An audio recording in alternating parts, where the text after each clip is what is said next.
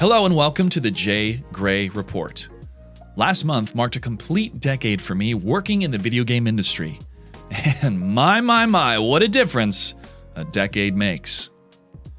Blizzard Entertainment is once again under fire, this time for the lack of competitive pay for employees.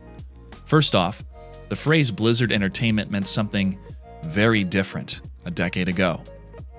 Let's wind the clocks back to 2010. World of Warcraft has been such a powerhouse success for Blizzard. It funded their sprawling campus and international office expansion. Resources were devoted to the next generation of Starcraft titles, and Starcraft 2 was announced as early as 2007, if not 2006 was the first trailer drop. The hype around the potential for this game was through the roof, especially after the success of Starcraft Brood War in the competitive video game world in South Korea. It was the time to be a Blizzard fan. A few years and multiple months of World of Warcraft subscriptions later, Starcraft 2 is finally released. And even though it was a game title that changed my life, along with many of my peers, as a catalyst to catapult our careers, the game and the company had issues. Piracy is a pain in the ass for any profit-motivated endeavor, but punishing paying customers because of pirates is the wrong answer. Starcraft Brood War had LAN, a local area network. That meant you didn't need to connect to the internet to play against a foe, even somebody sitting right next to you. Instead, you could connect locally with zero lag, zero latency. The developers of Starcraft 2, not the exact same team as Starcraft 1, preferred an always online game, removing the options for LAN and instead promoted Facebook integration. Many professionals and I thought this was a joke from Blizzard at first, but their serious approach to this situation was deservedly lampooned by the fans and the players. Developers even said the technology doesn't exist yet for LAN to be available in StarCraft 2, which was a lie. The company preferred to take this stand against piracy. And how did it work out for them? As a producer for a live environment, the last thing I need is a delay. And the StarCraft 2 BattleNet system caused many delays. For one MLG, I had to do an emergency interview with Whiteraw because of BattleNet being completely down. Here we were with all the gear, the players, the fans, ready to go. And yet we could do nothing until Blizzard solved the problem. An easy fix if there was LAN. And what did the audience chant? We want LAN! We want LAN! They even had signs. So Blizzard, in their aloof, detached protocol, did nothing to remedy this issue, instead doubling down in their live service approach to the detriment of their fans who made the original so successful in the first place. This protocol of always being online continued into the disaster that was Diablo 3. No one could play the game on day one because of server issues. The NASL studio had planned to stream the game all day, as did many others, and yet it took years for the game to recover, along with an expansion. Which, by the way, if you haven't played Diablo 3, the full experience on the Nintendo Switch, it's pretty good. Outside of the struggles, that was LAN for StarCraft 2, I had an amazing adventure meeting and working with fans, developers, and even the voice actors of StarCraft 2. So many talented people were bringing everything to the table around this game and events, from online collegiate tournaments to bar crafts. One friend took a job at Blizzard, and at the time, I was very jealous, even thinking I should put college on hold and dive into this career now. Thankfully, this same friend told me the job he had at Blizzard, which I considered a dream job, was not what he wanted. I was surprised by my naivete, but that evaporated after further discussions with others, especially the voice actors. They said Blizzard is weird. If you're not part of the family, then you're definitely going to feel it. You're going to feel like you're outside of the circle. This is so true in the blatant disrespect the StarCraft 2 creative team had towards what made the magic happen in Brood War. Hell, the fans had to petition to bring the original voice actors back. Fast forward a couple years later, Blizzard has taken control of all of StarCraft 2 events with WCS, killing the grassroots movement, and the audience moves on to League of Legends or other endeavors.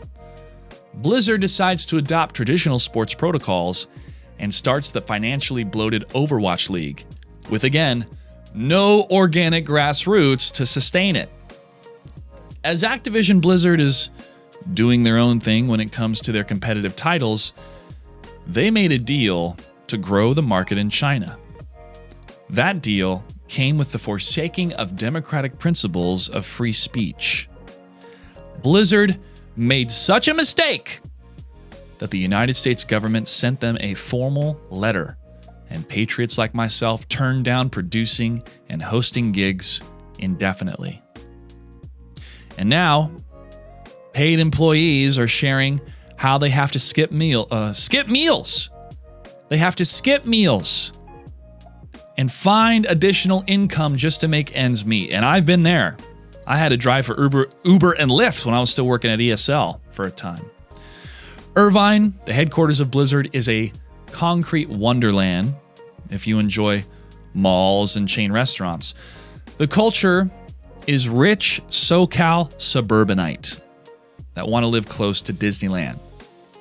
The cost of living, isolation, etc. is far from ideal for any entry or even mid-level position. Riot knows this, and they've been headhunting talent from Blizzard to come work for them in the beautiful and expensive Santa Monica. Both Blizzard and Riot are cult-like workplaces, but Riot pays more. The people that made the classic Blizzard games are no longer at the company. And even the team that brought StarCraft 2 Wings of Liberty is no longer there. Or at least that team doesn't exist the way that it did when they were designing that game. The creatives, the executives, staff, they're not the same. And you cannot create the same magic without the same people. This is the pitfall of AAA game developers. They hide behind the logo, tricking the audience into thinking it's the same team that brought quality in the past. It's not. It's not the same people. The classic magic is gone, and it should not be treated as the same company that brought us Warcraft, Starcraft, and Diablo. And thank you, folks, for listening to my TED Talk. Okay, Brecky Skills from last week. I asked, what are your thoughts on the subscription model for Xbox Game Pass? And this person says, I'm mad they're forcing the subscription. I really just like buying a year of gold for $60 a year. They haven't delivered anything lately. Well, actually, Brecky Skills, they've removed the year-long purchase of Xbox Gold. They're going to be phasing out Xbox Gold in favor of the Game Pass. And it's also news that Halo Infinite will be free to play online. So this is a pivot for Xbox, but some people don't like it. So Brecky Skills, thank you for your comment. Make sure to like and subscribe, and let me know your Twitter handle or your email. On your previous comment, just reply to me and I'll send you your Amazon gift card. We're going to be taking a break from the giveaways because I'm broke. But also I need to start streaming more. I just finished Ghost of Tsushima, which I will put together a full spoiler review for that game. It is so good. So good. We'll try to have that happening this upcoming week. But feel free to like, subscribe, and let me know in the comments what you think about Blizzard Entertainment today. And a lot of these game developers that don't have the same people, don't have the same magic that brought all of us together. And finally, I'd like to share that I still have so many fond memories of Blizzard games and the people and the career that I built from the foundation that was StarCraft 2. But things change, seasons change, people change, companies change. But it's not the same thing.